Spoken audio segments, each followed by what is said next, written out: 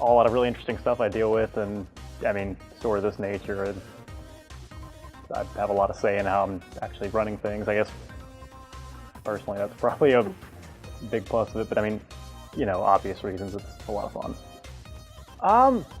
I mean, pretty much everything involved in running the comic book store. It's me and one other full-time employee, so we usually run about everything on the weekdays. We get in, usually on Tuesday, the big shipment of new comics for the week, which all get released on Wednesday, and we deal with a lot of orders both for customers in store, and we do a lot of business online as well.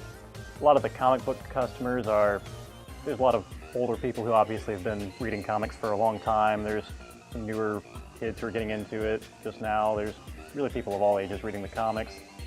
And then of course people of really about all ages too that play the board games and card games we sell. So there is a pretty widespread in general. I know that's taken off a lot. Most, of course, our customers prefer the physical copies, which more so than I think other mediums.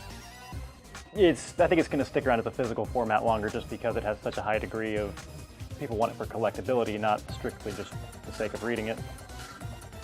And I think too, a lot of the digital comics, there's a lot of crossover between that and just the straight web comics that are also, I think, pretty popular among, I think people reading online don't necessarily make as much of a distinction there.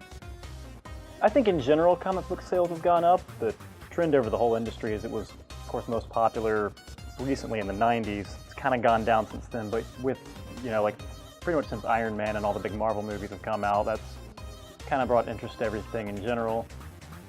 It's not so much like, for instance, with Guardians of the Galaxy, when that came out last year, it was a huge movie. The Guardians comic didn't necessarily pick up a lot, but there were a lot of people who started reading, say, that and just other Marvel comics because of that, certainly.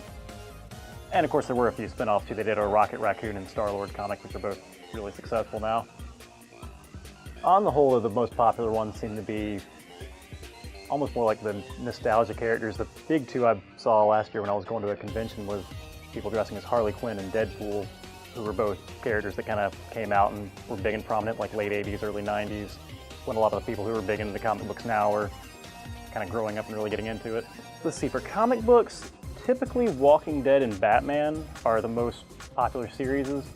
Walking Dead, of course, has been growing for a while, and especially with the TV show being huge now, is generally the highest selling, and Batman, of course, traditionally being the highest when it's pretty much the measure by which everything else is measured by sales-wise.